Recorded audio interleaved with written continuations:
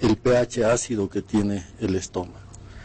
Entonces yo creo que el término que está utilizando el paciente no es exacto en el sentido de la pregunta, debe estar hablando de una infección más de tipo intestinal. Y si es una infección intestinal, bueno, hay un sinnúmero de causales para este tipo de infecciones, que no solamente pueden ser bacterianas, pueden ser parasitarias, pueden ser virales, etcétera, etcétera. Y eso se diagnostica a través de exámenes de laboratorio en la mayor parte de los casos. El hecho de que no le haya sido diagnosticada puede obedecer a varias causas, ¿no? En primer lugar, en qué momento él consultó, porque hay infecciones que tienen ciclos evolutivos de mayor o de menor actividad. Obviamente uno enfrenta al paciente en un periodo de actividades o enfermedades mucho más fácil diagnosticar que cuando ha bajado su grado de actividad y por lo tanto de virulencia en función a la infección. Hay varias preguntas. Adelante, por favor, Oscarito. Sí, tenemos más preguntas. Edson de Cochabamba. ¿El barro biliar es peligroso en el ser humano? Pregunta. Me lo detectaron hace un par de años, pero no tengo, por el momento, ninguna molestia. ¿Quieres contestar, Oscar? Bueno, el barro biliar se entiende como un estado de la bilis prelitiásico, ¿no? Que se supone que después de un tiempo se va a desecar, se va a volver una piedra, ¿no? Sin embargo, pienso que existe un poco de abuso en nuestro medio en el diagnóstico del barro biliar. Ecográficamente, a veces con solo manipular un poco el transductor hacia un poco más arriba, un poco más abajo, parecería ser que hubiera un líquido denso dentro de la vesícula que es tomada como barro biliar. Por cuestiones de comprensión fisiológica, las personas que tienen barro biliar no deberían tener síntomas. ¿No? Porque el barro biliar puede pasar fácilmente por el cuello de la vesícula a la vía biliar, al colédoco y al intestino. Los síntomas de vesícula se producen cuando una piedra, en un proceso de contracción de la vesícula, se tapa el cuello de la vesícula y la vesícula no se puede vaciar.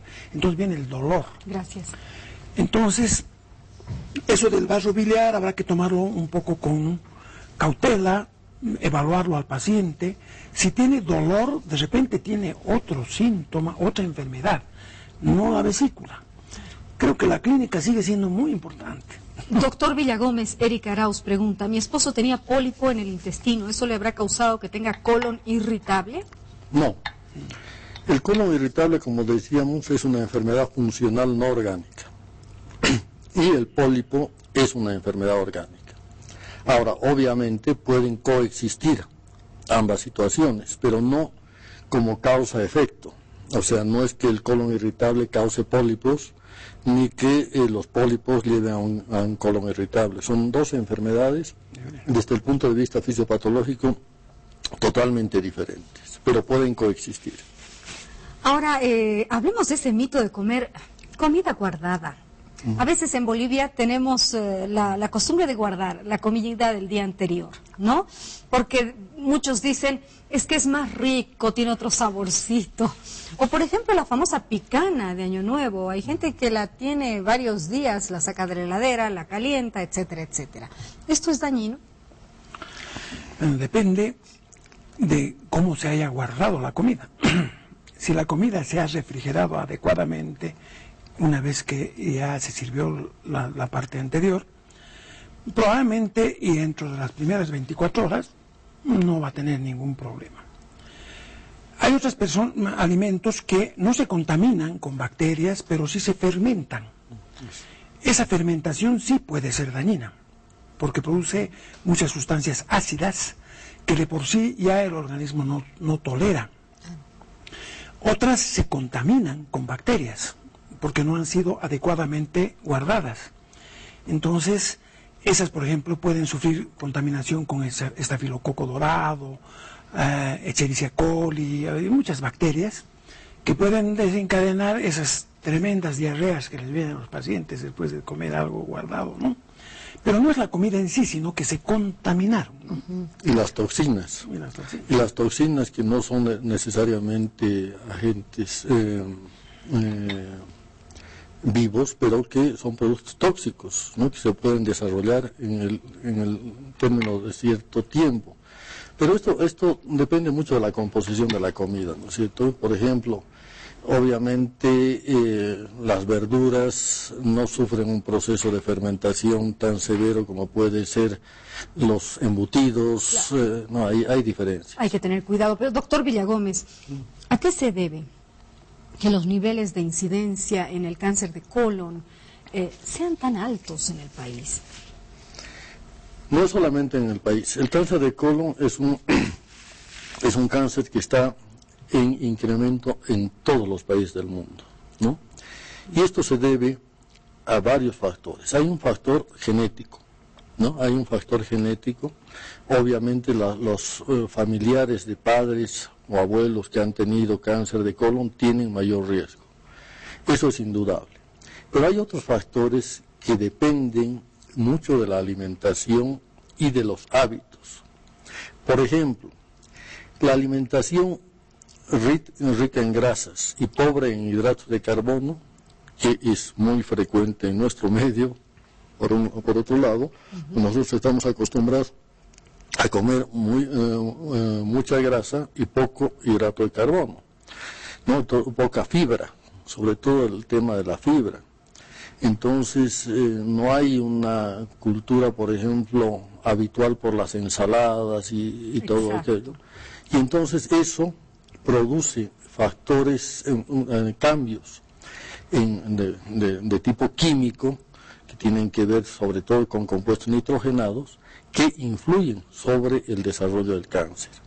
Y también tiene que ver, en el campo de los hábitos, el tema de una normal función intestinal. La constipación crónica es otro factor que puede incidir. Y otros factores externos, ¿no? Que tienen que ver fundamentalmente con el tabaco, ¿no es cierto? El hábito de fumar influye sobre todos los cánceres. Sobre todo, no solamente todos. Al pulmón, ya lo han escuchado. Oscarito, adelante. Más preguntas, esta vez Julia de Estepando, pregunta al doctor Villagómez.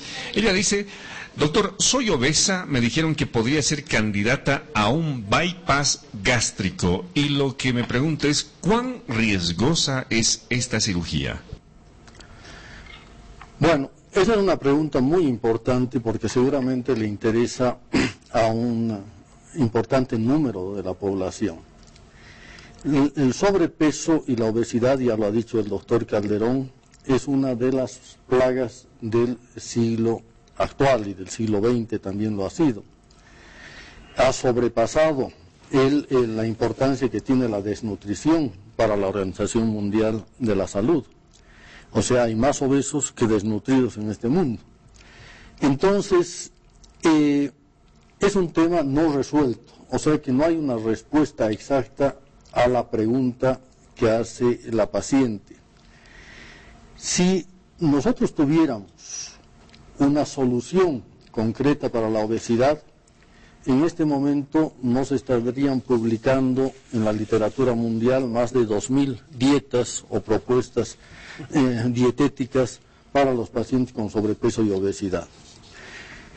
Ya en el campo de la cirugía se ha avanzado proponiendo una serie de técnicas que tienen que ver con el bypass gástrico, que tienen que ver con la banda gástrica, que tienen que ver con la manga gástrica, etcétera. Son una serie de técnicas que se vienen desarrollando en los últimos años.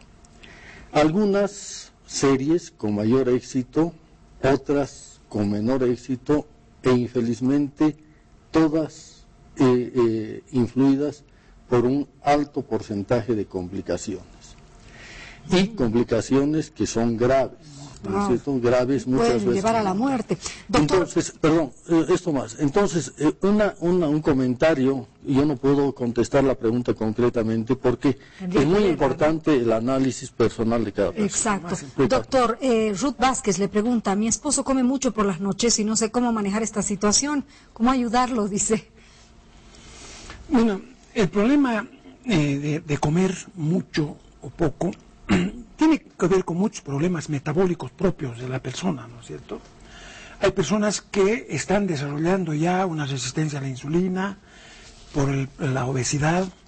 Eso le genera episodios de hiperhambre y lo hacen comer mucho. Hay otras personas que son hipertiroideas, que queman muchas calorías y sienten hambre. Otras personas son mal acostumbradas también, porque hay personas que comen sin necesidad. O sea, no tienen hambre, pero comen. Por comer. Sí. Ansiedad. Exacto, ansiedad, ¿no? Sí. Entonces, yo pienso, como decía Guido hace un momento, cada persona es un caso diferente. O sea, no se puede generalizar, no se puede dar una receta general.